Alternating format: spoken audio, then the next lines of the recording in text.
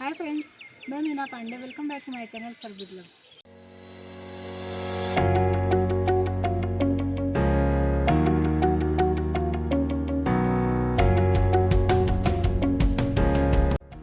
आज मैं करेले का अचार बनाने जा रही हूँ। इसकी ये जो ऊपर नीचे की ये डंडियाँ हैं, इसको काट दूंगी। काट के छोटे छोटे पीस में मैं काट लेती हूँ। ऐसे स्लाइसेस काट लूँगी। ये देखिए, तो ये देखिए हमने स्लाइसेस काट लिए हैं। इस तरीके से काट लिया है। 2 टीस्पून मैं नमक डाल दूंगी। इस तरीके से इसको मैं नीचे ऊपर कर दूंगी।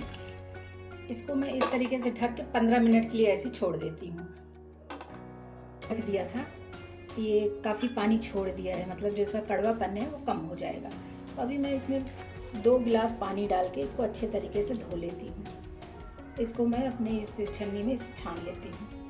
तो ये देखिए करेले मैंने अपना छान लिया है और इसमें देखिए कितना ग्रीन कलर छूटा है। इसका काफ़ी कड़वापन भी कम हो जाएगा।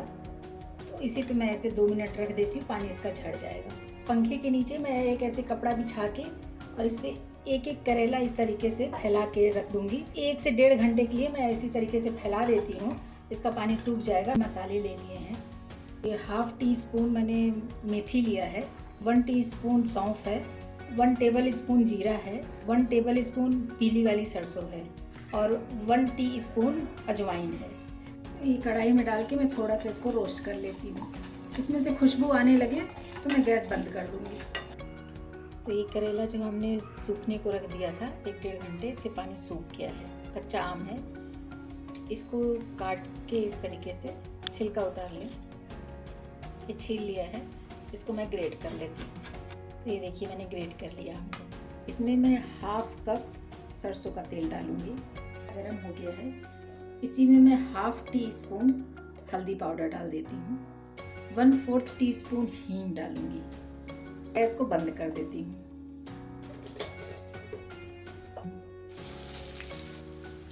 ये जो आम मैंने ग्रेट कर लिया है, ये आम भी इसी में डाल देती हूँ। आम डालने से इसका कड़वापन कम हो जाएगा और खाने में खट्टा तीखा सब मतलब आएगा, तो अच्छा लगेगा। 1/2 टीस्पून काश्मीरी लाल मिर्च पाउडर डाल दूंगी और 1/2 टीस्पून धनिया पाउडर है। मसाले भून के मिक्सी में पीस लिया था, उसको डाल देती हूँ। अचार है तो अचार में नमक थोड़ा ज़्यादा ही पड़ता है। मैं काला नमक डाल रही हूँ, तो ये मैं काला नमक डाल देती हूँ। अगर ये प्लेन नमक डालूंगी, जो नॉर्मल नमक होता है वो भी डाल देती हूँ। अब इसको मैं मिक्स कर लेती हूँ। तो ये देखिए करेले में मेरा मसाले सारे मिक्स हो गए हैं। अब इसको निकाल के मैं दूसरे बर्तन में ट्रांसफ़र कर लेती हूँ। तो ये देखिए मसाले हमारे मिक्स हो गए, मैंने इस बर्तन में ट्रांसफ़र कर लिया है। इसी में मैं 1 टेबल स्पून वाइट वाला विनेगर डालूँगी। इससे अचार काफ़ी लंबे टाइम तक चलेगा और ख़राब नहीं होगा। ये अचार हमारा मिक्स हो गया है। विनेगर भी मैंने डाल के इसको मिक्स कर लिया है। इसे ढक के 2 से 3 दिन के लिए छोड़ दूंगी। अगर धूप है तो धूप दिखा दीजिए, धूप नहीं है तो कोई बात नहीं, इसे ढक के एक साइड में रख दीजिए। तो ये देखिए 2 दिन के बाद हमारा अचार, मैंने छाया में ही रखा था, हमारे यहाँ धूप नहीं आती है, तो हमारा अचार इस तरीके से है। अब इसको मैं ये देखिए एक बॉटल है, इसको धो के अच्छे तरीके से सुखा लिया है। इसी में भर के मैं रख देती हूँ। मैंने इसको धूप में नहीं दिखाया, घर के अंदर ही रखा है। तो ये मेरा करेले का अचार बनके तैयार हो गया है। आप लोग भी बनाइए, कमेंट्स बॉक्स में ज़रूर बताइएगा कि कैसा बना है। लास्ट तक मेरी वीडियो देखने के लिए थैंक यू।